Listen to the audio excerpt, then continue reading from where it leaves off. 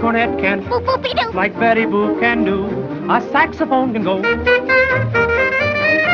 but a saxophone can't, Boop-boopy-doo. like Betty Boop can do.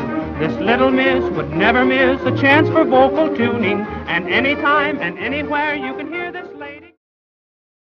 Mucho antes de YouTube, mucho antes de Internet, mucho antes de los videojuegos, antes que Marvel, DC Comics y bueno, mucho antes de las modas ridículas, existía una época donde las cosas eran mucho más simples.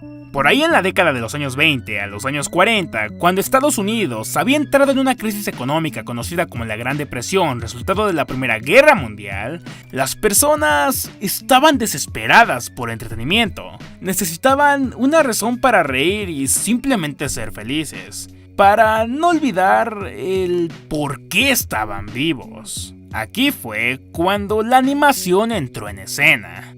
Aunque bueno, la verdad, la historia de la animación es mucho más antigua. Por ahí en los años 1800, cuando Peter Mark Roget descubrió el fenómeno de la persistencia de la visión, seguido por Edward Muybridge, que comenzó con su recopilación de imágenes de animales en movimiento.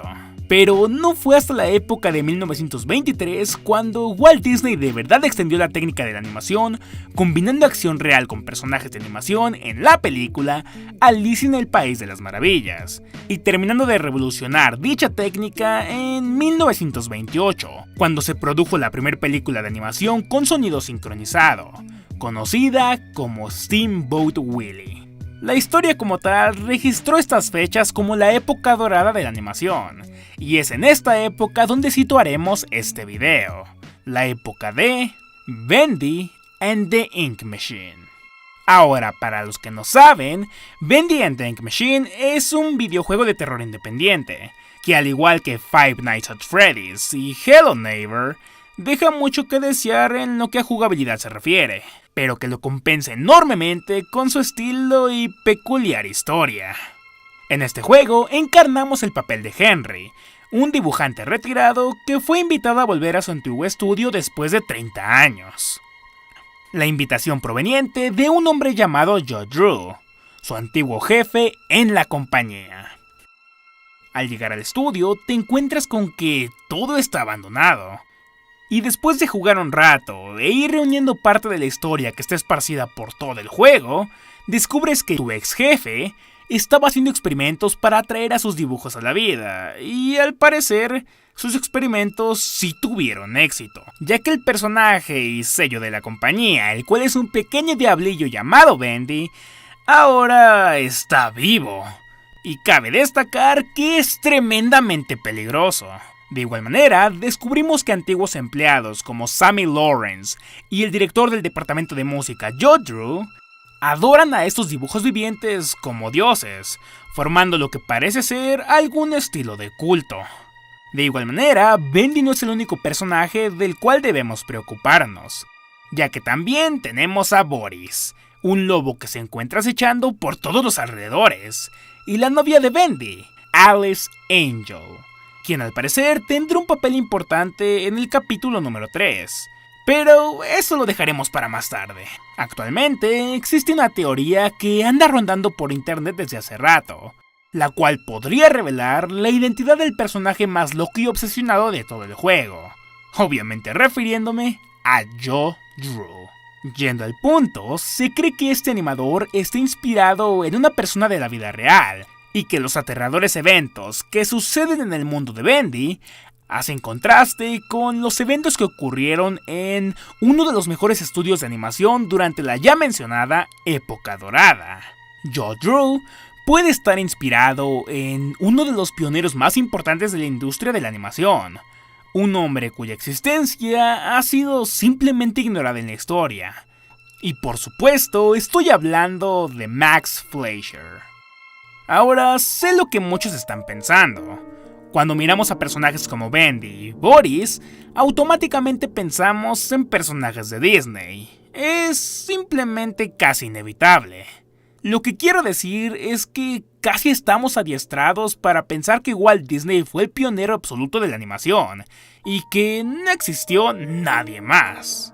Tal vez algunos crean que este hombre fue un ángel que alegró los días de los niños con sus dibujos animados en tiempo de penumbras. Así como también debe de haber gente que ya ha leído sobre este hombre y conocen cuál era su verdadera naturaleza.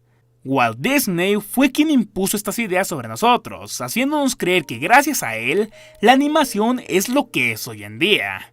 Y la verdad es que si has leído acerca de este personaje, sabrás que él era todo un maestro del marketing. Normalmente tomaba y se acreditaba en ideas que no le pertenecían. Luego usaba los medios de comunicación para vender su historia al oyente que no sabía absolutamente nada al respecto. Si te estás preguntando quiénes fueron las personas que realmente ayudaron a darle forma al mundo de la animación, pues estos fueron Max Fleischer y su hermano Dave Fleischer, los cuales trabajaban en su propio estudio de animación de nombre Fleischer Studios, ubicado en la ciudad de Nueva York. Yéndonos mucho más atrás, por ahí en 1914, cuando nuestro Walt Disney apenas era un adolescente, Max Fleischer ya había inventado el rotoscopio, una técnica que le permitía a los artistas trazar sobre fotogramas reales para crear un movimiento de animación más realista y detallado. Esto simplemente fue un avance gigantesco, permitiendo hacer dibujos mucho más rápido con una mejor calidad de movimiento. Esto también dio lugar a la primera serie creada por los hermanos Fleischer, conocida como Out of the Inkwell, que se traduce como Fuera del Pozo de Tinta, en el que se combinaban los fotogramas reales con personajes animados, y estos literalmente tomaban vida fuera de las páginas, saliendo de ellas a explorar el mundo real, lo cual era algo sin precedentes. Pero los hermanos Fleischer no pararon ahí. ¿Recuerdan que al principio del video dijimos que Steamboat Willie fue la primera animación en usar sonidos? Pues era mentira.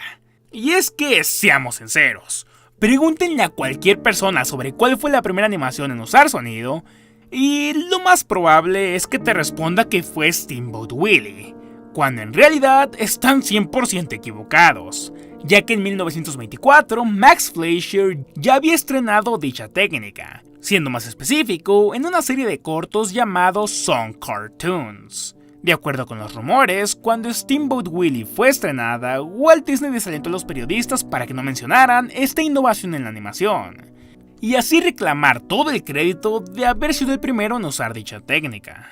A partir de aquí, comenzaría una competencia poco conocida entre el estudio de los hermanos Fleischer en Nueva York y el estudio de Disney en Hollywood. En sus mejores momentos, Fleischer Studios era un productor de estrenos de caricaturas animadas, con Walt Disney Productions siendo su competencia principal. Y como podrás notar, Disney logró llegar a la cima primero. Sus habilidades de marketing y ubicación en California entre la creciente industria cinematográfica terminaron enterrando el negocio de los hermanos Fleischer, borrando de esta manera su nombre de la historia de la animación. Pero, ¿qué tiene todo esto que ver con un exitoso juego indie incompleto? Incluso con la animación en sus inicios, Max Fleischer al crear Out of the Inkwell estaba literalmente trayendo personajes animados al mundo real, justo como Joe Drew y su máquina de tinta. También está claro que el estudio de animación de Joe Drew está en ruinas cuando nuestro personaje lo visita, un detalle que refleja la eventual quiebra de Max Fleischer, reflejando su derrota contra Walt Disney, el hombre que por cierto le robó el crédito que le pertenecía. Y es que solo hay que pensarlo un poco. Si este juego intentara simular un paralelismo con Walt Disney Animation, ¿por qué rayos se centraría en un estudio abandonado? Y más aún, ¿por qué los personajes buscan venganza? Después de todo, Disney lo ganó todo, y actualmente controla una buena tajada del mundo del entretenimiento. Si se ponen a analizarlo, fue Max Fleischer quien lo perdió todo, su negocio y el reconocimiento que nunca se le fue dado.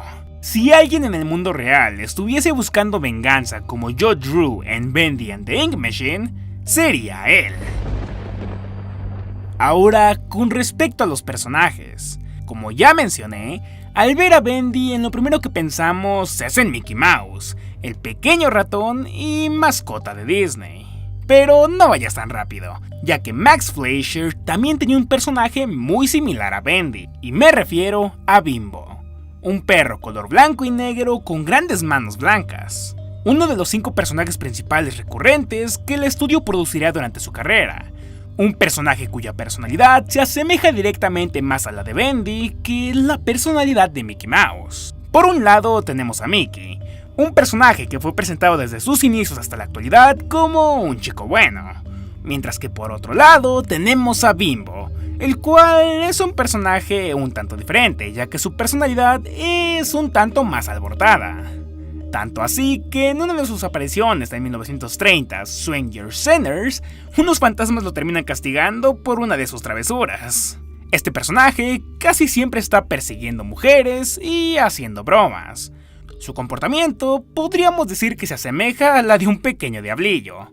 Curiosamente, tal como lo es Bendy. Y las similitudes no terminan ahí, ya que existe otra que cuesta creer que sea una mera casualidad. Bendy posee otra similitud con otro personaje de Max Fleischer, y esta es la novia de Bendy, Alice Angel, la cual es un personaje del cual prácticamente no sabemos nada. De hecho, lo único que sabemos es que ella parece ser un ser demoníaco femenino como Bendy, que de alguna manera terminó convertida en un ángel.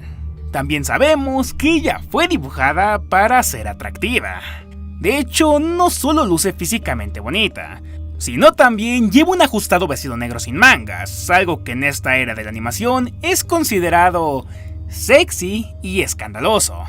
Pero lo que más destaca aquí es el audio de uno de los adoradores de estos monstruos, Sammy Lawrence, el cual, si recordarán, es el director del departamento de música, el cual dice que especula que ella sobrepasará a Bendy en popularidad, mientras que la actriz que hace la voz de Alice, Susie Campbell, deja una grabación que dice: "La gente parece disfrutar mi voz de Alice Angel. Sammy dice que un día será tan popular como Bendy".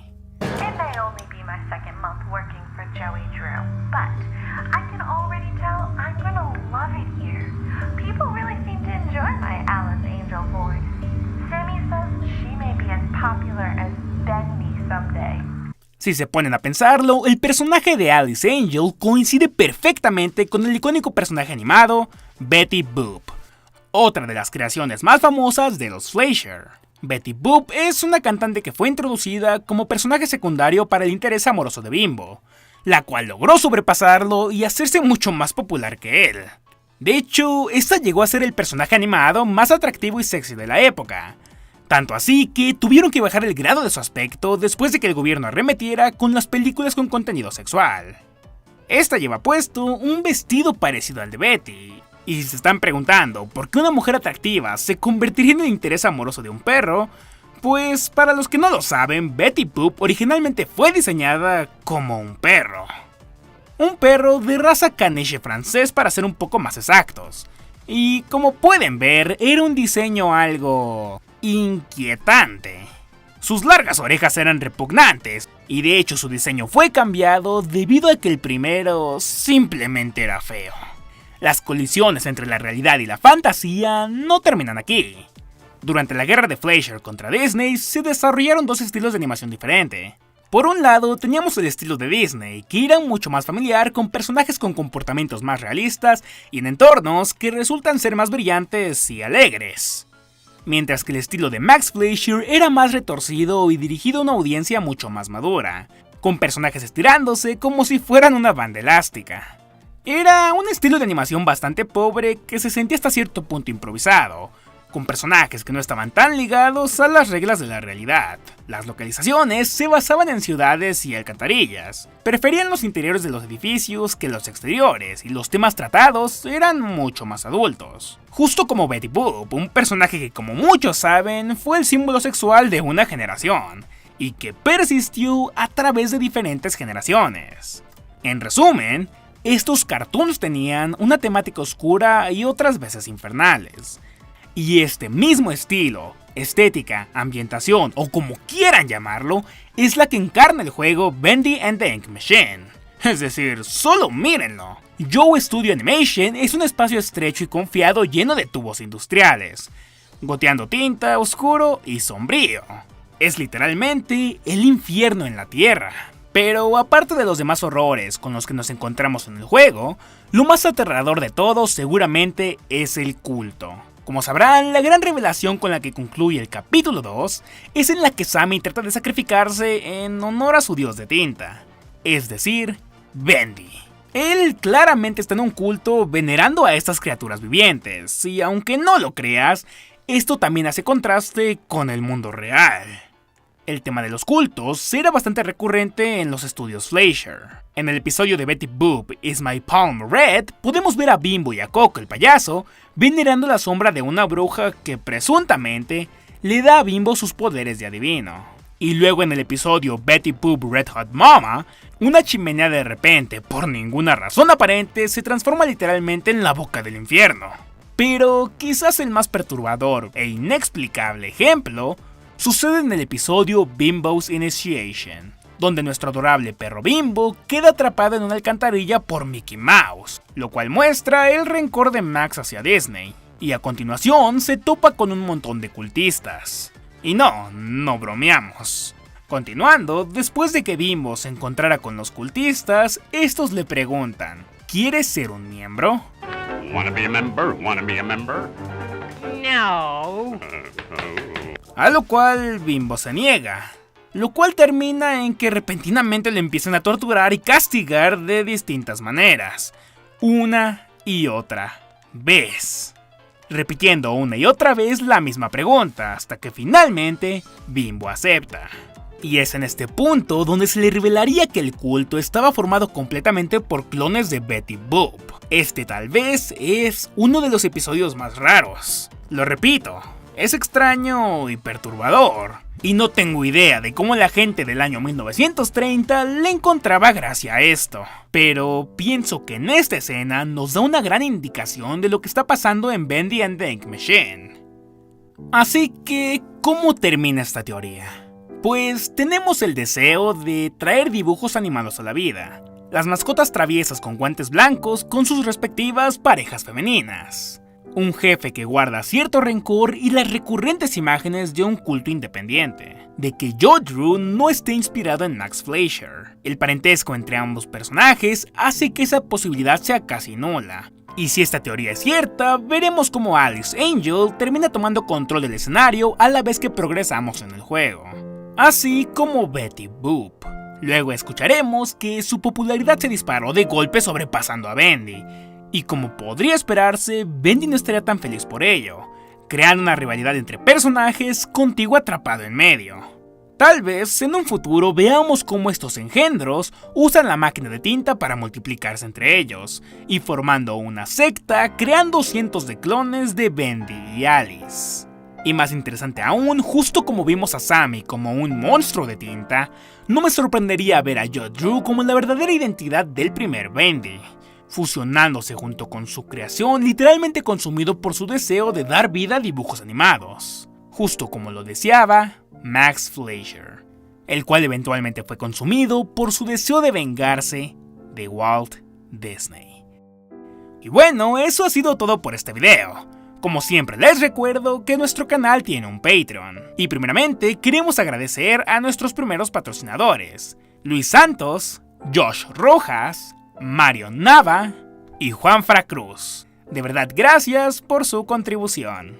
Nuestro Patreon tiene una meta de $70, y si quieres apoyarnos sería estupendo. Y en tal caso de que no puedas apoyarnos monetariamente, puedes hacerlo de todas formas simplemente dejando un pulgar arriba. Así que bueno amigos, eso ha sido todo por hoy. No olvides visitar nuestro blog para leer más trivias sobre el mundo de los videojuegos, así como darnos un like en Facebook. Si quieres saber cuándo subimos un nuevo video, no olvides activar la pequeña campanita que está al lado del botón de suscribirse. Yo soy Caleb, o sea yo, y yo no tengo un video sobre Bendy and the Ink Machine, pero si quieres puedes pasarte por mi triple análisis de la saga de Crash Bandicoot. Puede que te agrade. Así que bueno, creo que esto es todo por el momento. Nos vemos hasta la próxima. Adiós.